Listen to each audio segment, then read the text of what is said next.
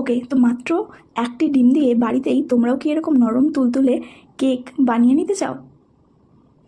তাহলে আজকের এই ভিডিওটা তোমাদের জন্য। তো চলো রেসিপিটা শুরু করা যাক। তার জন্য প্রথমেই একটা ডিম ভেঙে নিয়েছি। এবারে ডিমটাকে একটুখানি ফেটিয়ে নেব।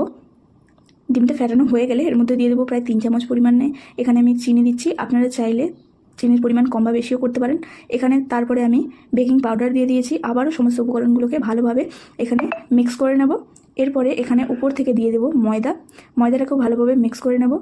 এরপরে এখানে আমি কিছু ড্রাই ফ্রুটস দিচ্ছি। ড্রাই ফ্রুটসের মধ্যে আমার কাছে কিশমিশ ছিল, তাই আমি কিশমিশ দিয়েছি। আপনারা চাইলে অন্য কিছু দিতে পারেন। এরপরে উপর থেকে 2 চামচ পরিমাণে তেল দিয়ে আবারও সমস্ত উপকরণগুলোকে ভালোভাবে মিক্স করে নেব। এবারে এটাকে রেস্টের জন্য 10 মিনিটের জন্য রেখে দিলাম। অন্য একটি কাঁচের পাত্র নিয়ে নিয়েছি, এর মধ্যে একটুখানি তেল ব্রাশ করে নিলাম। এবারে ওই কাঁচের পাত্রতে আমি সমস্ত কেকের ব্যাটারটা দিয়ে চুলায় বসিয়ে দিয়েছি।